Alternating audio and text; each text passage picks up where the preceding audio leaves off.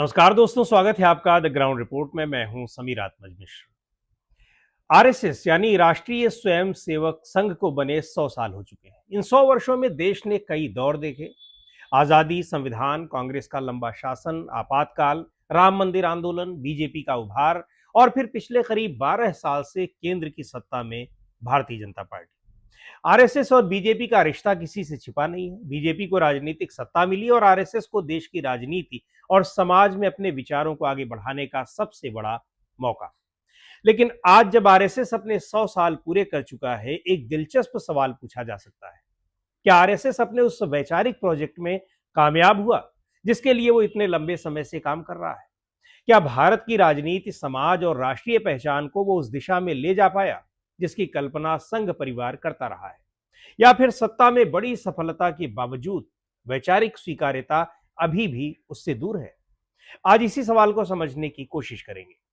इसके लिए सबसे पहले यह समझना जरूरी है कि अगर आरएसएस की सफलता की बात करें तो उसकी अनदेखी भी नहीं की जा सकती। 1925 में स्थापित आरएसएस आज भारत के सबसे बड़े सामाजिक संगठनों में से एक है। उसका नेटवर्क देश के अलग अलग हिस्सों में फैला है, उससे जुड़े संगठनों का एक बड़ा तंत्र है और सबसे महत्वपूर्ण बात, आरएसएस से निकली राजनीतिक ताकत बीजेपी आज देश की सबसे बड़ी राजनीतिक पार्टियों में है।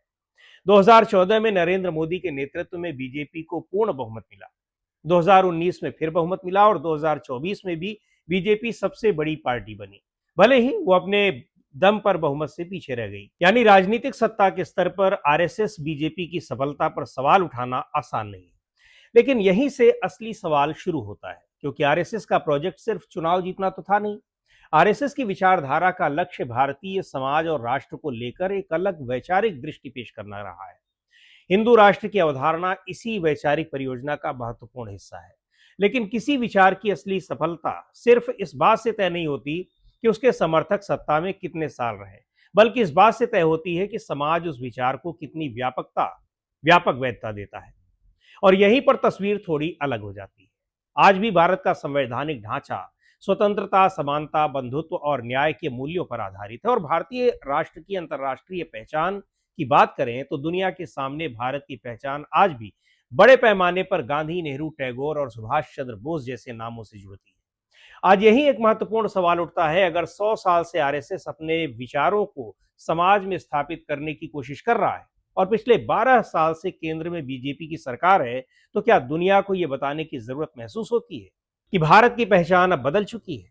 क्या गांधी की जगह गोलवलकर आ गए? क्या नेहरू की जगह सावरकर आ गए? क्या टैगोर और सुभाष की जगह संघ परिवार के वैचारिक नायक राष्ट्रीय पहचान के सबसे स्वीकार्य प्रतीक बन गए? पर ऐसा दिखाई नहीं देता। और शायद इस पूरे सवाल का सबसे दिलचस्प उदाहरण खुद नरेंद्र मोदी है। देश के भीतर बीजेपी और संघ परिवार लंबे समय से सरदार पटेल जैसे ऐतिहासिक व्यक्तित्वों को अपनी वैचारिक विरासत से जोड़ने की कोशिश करते रहे हैं। लेकिन जब प्रधानमंत्री विदेश जाते हैं तो महात्मा गांधी को श्रद्धांजलि देते हैं। गांधी की वैश्विक स्वीकार्यता का इस्तेमाल भारत की छवि के लिए किया जाता है। नेहरू का नाम भी अंतर्राष्ट्रीय मंचों पर भारत के इतिहास के संदर्भ में आता है। ये कोई विरोधाभास नहीं है कि प्रधानमंत्री गांधी का सम्मान करें, लेकिन इससे एक बड़ा सवाल जरूर निकलता है, अगर आरएसएस की वैचारिक परियोजना इतनी सशक्त हो चुकी है तो भारत की वैश्विक पहचान में संघ के अपने वैचारिक नायक अभी भी उतने प्रभावशाली क्यों नहीं? अब यहां 2024 का चुनाव भी महत्वपूर्ण हो जाता है। बीजेपी की सीटें कम हुई, उसे अपने दम पर बहुमत नहीं मिला और सहयोगियों पर निर्भर होना पड़ा। लेकिन उससे भी महत्वपूर्ण बात यह है कि चुनाव के बाद भारतीय राजनीति में खुद बदलाव दिखाई दिया। बीजेपी का राजनीतिक वर्चस्व चुनौतियों के घेरे में आया। विपक्ष ने भी अपनी राजनीतिक जगह वापस हासिल की और सबसे दिलचस्प बात यह कि बीजेपी के खिलाफ खड़े होने वाले नेता सिर्फ वही नहीं है जिन्हें संघ परिवार पारंपरिक रूप से अपना विरोधी मानता रहा है। राहुल गांधी हों, अखिलेश यादव हों, ममता बनर्जी हों, उद्धव ठाकरे हों, तेजस्वी यादव हों, लालू यादव हों, इनमें से कोई भी हो, हेमंत सोरेन हो, इनमें से कोई नेता सार्वजनिक रूप से अपनी हिंदू आस्था और धार्मिक पहचान को लेकर सहज है। यानी राजनीति का मुकाबला सिर्फ हिंदू बनाम मुस्लिम के पुराने फ्रेम में नहीं रह गया है। अगर बीजेपी की राजनीति लंबे समय तक हिंदू मुस्लिम विभाजन के इर्द गिर्द घूमती रही तो आज उसके खिलाफ खड़े होने वाले बहुत से लोग खुद हिंदू हैं। पेपर लीक के खिलाफ प्रदर्शन करने वाले छात्र हिंदू हैं, सरकार की नीतियों का विरोध करने वाले बहुत से युवा हिंदू हैं। यूट्यूब पर सरकार की आलोचना करने वाले कई प्रभावशाली पत्रकार हिंदू हैं। तो क्या आरएसएस के सामने अब समस्या मुस्लिम या ईसाई नहीं, बल्कि वो हिंदू नागरिक है जो उसकी राजनीति को स्वीकार नहीं करता? अगर ऐसा है तो यह संघ के लिए बहुत बड़ा वैचारिक सवाल है, क्योंकि किसी भी विचारधारा के लिए सबसे आसान विरोधी वो होता है जिसे वो दूसरा बनाकर पेश कर सके। लेकिन जब विरोध करने वाला व्यक्ति उसी धार्मिक सामाजिक पहचान से आता हो जिसे आप राजनीति का आधार बताते हैं, तब सवाल ज्यादा मुश्किल हो जाता है। और फिर आता है राम मंदिर। राम मंदिर का निर्माण आरएसएस बीजेपी की दशकों पुरानी राजनीति की सबसे बड़ी उपलब्धियों में गिना जाता है। लेकिन मंदिर बनने के बाद भी उससे जुड़े विवाद खत्म नहीं हुए। अयोध्या में चंदे और मंदिर से जुड़े विवादों ने बीजेपी और संघ परिवार के सामने असहज सवाल खड़े कर दिए हैं, क्योंकि राम मंदिर का निर्माण सिर्फ एक धार्मिक परियोजना नहीं थी, वो आरएसएस बीजेपी को राजनीतिक और वैचारिक यात्रा का सबसे बड़ा प्रतीक बन चुका था। इसलिए मंदिर से जुड़े किसी भी विवाद का असर सिर्फ मंदिर प्रशासन तक सीमित नहीं रहता, वो उस पूरी राजनीति पर सवाल खड़ा करता है जिसने राम मंदिर को अपनी वैचारिक यात्रा के केंद्र में रखा था। लेकिन क्या इसका मतलब आरएसएस असफल रहा? असल में महज दो चार उदाहरणों के जरिए किसी भी संस्थान या संगठन को असफल कह देना थोड़ा अटपटा लगता है, क्योंकि अगर हम सिर्फ इन उदाहरणों के आधार पर कह दें कि आरएसएस असफल हो गया तो यह भी सही विश्लेषण नहीं होगा। आरएसएस की सबसे बड़ी उपलब्धि यह है कि उसने भारतीय राजनीति के विमर्श को बदलने में बड़ी भूमिका निभाई है। आज जिन मुद्दों पर देश में राजनीतिक बहस होती है, उनमें से कई मुद्दे कभी हाशिए पर माने जाते थे। राम मंदिर इसका सबसे बड़ा उदाहरण है। हिंदुत्व आज भारतीय राजनीति की केंद्रीय धुरी है।